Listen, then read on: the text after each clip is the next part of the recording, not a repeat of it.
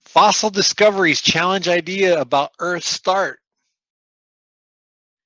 Hey gang, welcome back to my channel. So I'm gonna nerd out a little bit in this one. I found this really interesting article that I wanted to share because I wanted to spend a minute to just talk about one of the kind of silly sophomoric debates that I think is taking place in the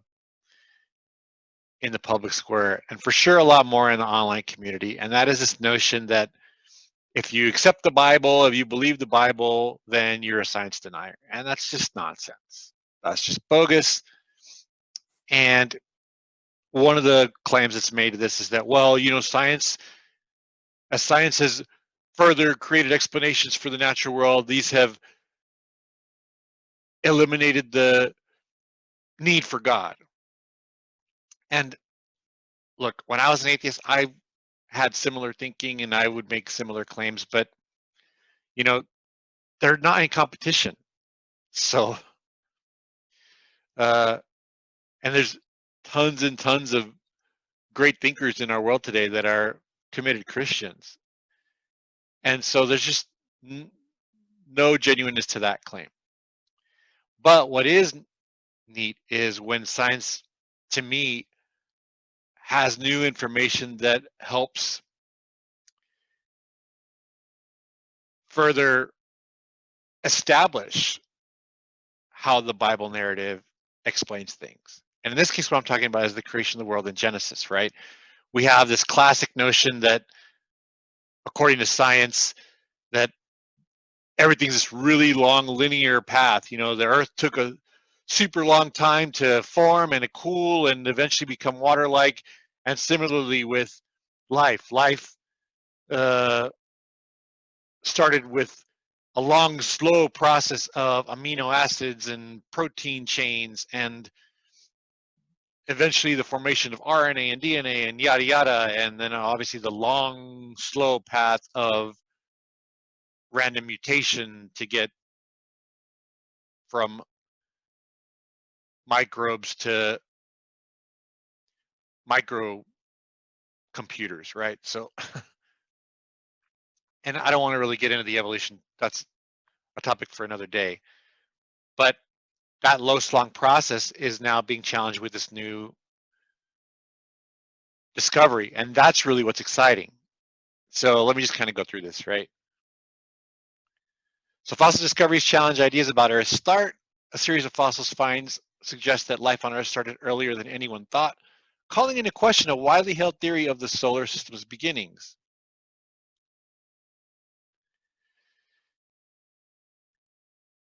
And I'm not going to read this thing verbatim, but so in Australia, some of the oldest areas on our planet are being exposed and explored.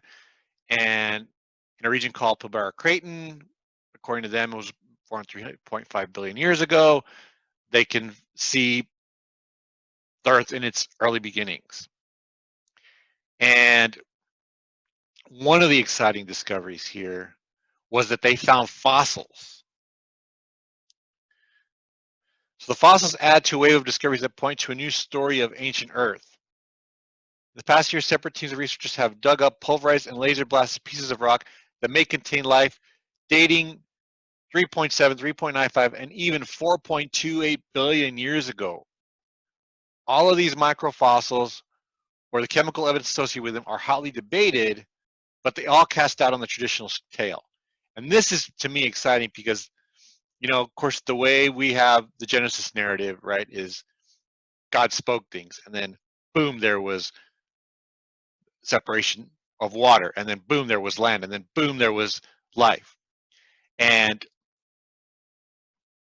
according to this, it is, to me, a scientific way of kind of cementing that, because this discovery is essentially kind of saying that all of a sudden, boom, we had a planet that there was water. And in that early water, boom, there was semblance of life.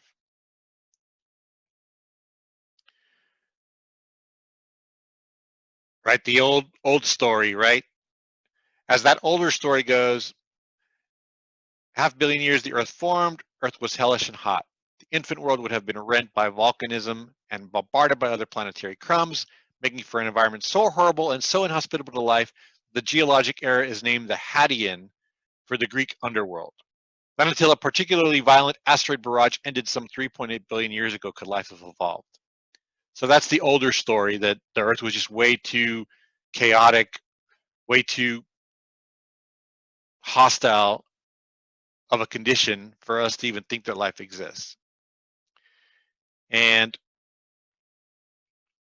But this story is increasingly under fire. Many geologists now think Earth may have been tepid and watery from the outset. So that's an oversimplified explanation, of course, but to me, like I was saying, this complements the Genesis narrative. Things are actually looking a lot more like the modern world in some respects early on. There was water, potentially some stable crust. It's not completely out of a question that there would have been a habitable world and life of some kind, said Elizabeth Bell, a geochemist at the University of California, Los Angeles. Taken together, the last evidence from ancient Earth and from the moon painting a picture of a very different Hadean Earth, stoutly solid, temperate, meteorite clear, and watery world, in Eden from the very beginning. And they're taking a page out of the Bible, right? They're making the analogy of Earth being a quite pretty planet from the beginning. And amen to that, right? Because God designed this beautiful planet. I'm not going to read the whole article, but I'm just going to scroll down to another interesting section.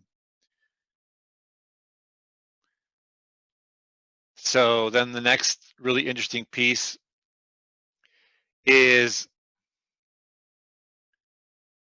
there was a geochemist that found these tube-like fossils in the oldest crust of the Earth. So these fossils would have been 4.28 billion years old. And that's going to challenge the narrative of when did life form and how evolution took place, because this is not like a single-celled fossil. This is something quite more complex than that. So this article is also not only stating that there was a watery world from the outset, but that watery world was already teeming with complex life from the outset. And so to me, that makes a better case for the explanation of God impacting this world than leaving everything to this random chance and the long, slow process of time, needing enough time to eventually get to this progressive state of amino acid, this protein chain, that RNA, this DNA, that single cell, this mutation, multicellular life, right? No, this article is essentially summarizing that, no, when there was water, boom, there was life.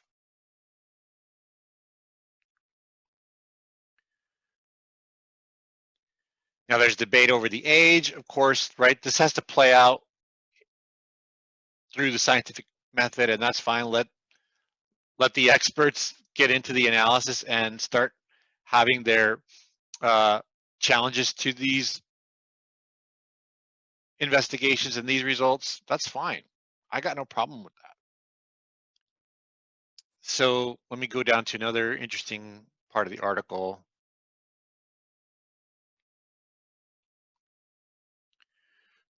The watery world part, right?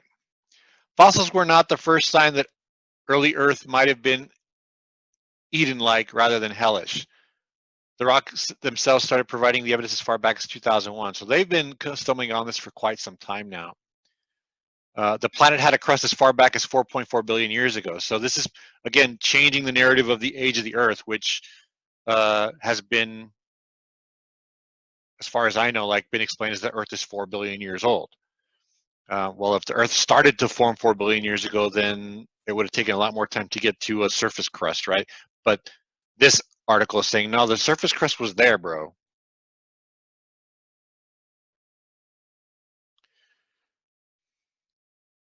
The Hadean era was not like. That's what we learned from the zircons. Sure, there were volcanoes, but they were probably surrounded by oceans. There would have been at least some dry land. So that complements the Genesis narrative. There was waters and then there was land. And this is saying this was happening early on in the onset of the Earth. If the signals of the ancient rocks are true, they are telling us that life was everywhere always.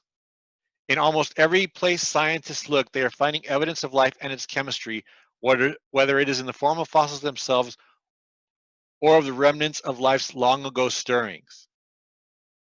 Far from fuzzy and delicate, life may have taken hold in the worst conditions imaginable. So what does that say to me? That's saying, yeah, when the planet was here, so was life. And to me, that just complements that this was designed. God made the heavens and the earth, and God put life here. It was not some random event. Life was managing to do interesting things at the same time Earth was dealing with the worst impacts it ever had, said Bill Bodke, a planetary scientist at Southwest Research Institute in Boulder, Colorado. Or maybe not. Maybe Earth was just fine. Maybe those impacts weren't quite as rapid fire as everyone thought. So again, these new findings are also kind of challenging those supposedly hellish conditions in the early onset of the Earth.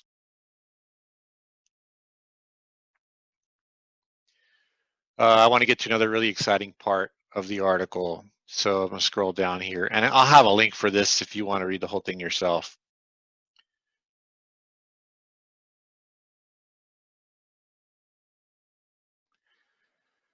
Life takes hold. While it plays out, scientists will be debating much bigger questions than early solar system dynamics. If some of the new evidence truly represents impressions of primeval life, then our ancestors may be much older than we thought. Life might have arisen the moment the planet was amenable to it, the moment it cooled enough to hold liquid water.